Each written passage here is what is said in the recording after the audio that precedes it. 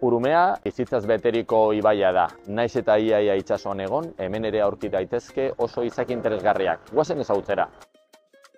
Adibidez, hemen dango landare interesgarri hau itsas milua deitzen da. Landare erresistentea da, edozein zirrikitutan zar daiteke, oso sustraia txikia dauzka eta oso ondo adaptatuta dago. Haizearen gatza hartzen du eta hezetasuna gordetzen ditu bere zurtoietan. Bere garaian erabiltzen zan asko, marinelek erabiltzen zuten, C vitamina asko dakalako eta gaur egun entzaladan ere jan daiteke.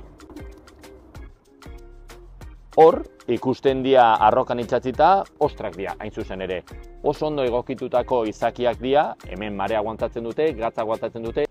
Interesgarria da pixka bat irekitzen diala eta hortikan zurgatzen dute ura handik elikagaiak atratzeko. Ikusi ditugun izakiak oso artifizializatuta zegoen ibaian aurkitu ditugu.